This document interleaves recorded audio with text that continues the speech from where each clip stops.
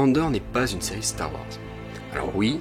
il y a bien des connexions avec le reste de l'univers, plus qu'en première saison d'ailleurs, mais celles-ci n'ont aucun impact direct sur l'histoire et ne créent pas de poids émotionnel supplémentaire. En fait, Andor n'est pas conçu pour les fans de la saga. Il n'y a pas de Jedi, pas de Force, pas de fanservice ou de caméo accessoires, car tout dans la série se trouve dans sa construction, ce qui inclut donc le scénario, la mise en scène et les designs, et ça c'est bien à la portée de tout public. Qu'on n'ait jamais vu Rogue One, donc le film qui suit directement les événements de la série dans la chronologie Star Wars, ni les autres séries de l'univers, ni même les films d'origine, ou que l'on soit fin connaisseur, Andor aura toujours autant d'intérêt et d'impact, du moment que l'on accepte une narration subtile qui joue des non-dits, notamment dans les ellipses de cette saison, et des parallèles qu'ils soient historiques, visuels ou thématiques entre personnages.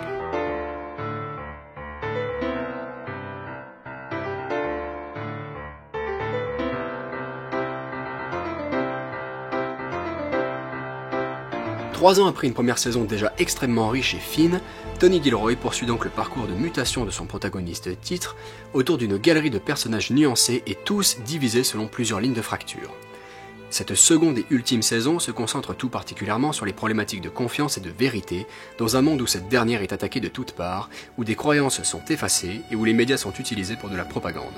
La trame oppose ainsi un effort d'unification qui passe par une structuration contrainte des militants libertaires, à un effritement d'une machine de carriéristes prétendant servir une idéologie. Elle oppose d'un côté la rébellion qui tourne le dos au romantisme révolutionnaire et fait l'apprentissage du réalisme militaire, et de l'autre l'empire dont les fonctionnaires s'enfoncent dans les maquis du crime bureaucratique. Un pouvoir fasciste nécessitera en effet toujours une énergie colossale pour subsister. Entre petite et grande histoire, Andor navigue entre action ou tension et étude sensible des comportements dans un mélange de récits politiques, de thrillers d'espionnage et de pamphlets auscultant la naissance d'une tyrannie et de son reflet, c'est-à-dire en mettant en scène comment se construit une révolution. Il y a vraiment de tout dans cette série, y compris des moments plus légers et des touches d'humour. Et si le récit peut sembler rapide d'un point de vue structurel, la narration prend suffisamment son temps pour développer son sujet, approfondir son propos et mener à bout le parcours de tous ses personnages. Entre double jeu, intérêts croisés, manipulation de la population, ambiguïté et conflits moraux, sur des personnages prêts à sacrifier des vies pour leur cause, dans les deux camps, tous les personnages se retrouvent divisés dans les frontières poreuses entre rebelles et terroristes pour ne pas se perdre dans la radicalisation de la cause. Ce ne sont ni les grands héros mythologiques ni les grands méchants démoniaques de l'univers, ce sont des monsieur et madame tout le monde, questionnant ainsi notre réaction face aux soubresauts de l'histoire et au surgissement de la violence. Et portée par un excellent casting, c'est aussi une série qui s'impose comme une véritable œuvre de cinéma, que ce soit dans le méticuleux travail de cadrage et de montage, qui nous offre à la fois des plans miroirs et des plans symboliques, tout en reliant toutes les scènes comme d'un subtil fil conducteur, ou que ce soit dans la multitude de décors construits pour cette saison, qui reflètent les personnages qui les habitent et des lieux de contraste où s'oppose une architecture de pouvoir et de conquête à une autre d'identité et de mémoire, ou encore dans les détails visuels et sonores de la création d'une culture s'opposant au conformisme impérial avec une langue vernaculaire, un accent local et des costumes évoquant notamment la résistance française, ou encore des détails musicaux avec un opéra dans le générique de fin d'un épisode comme prémonitoire de la tragédie à venir.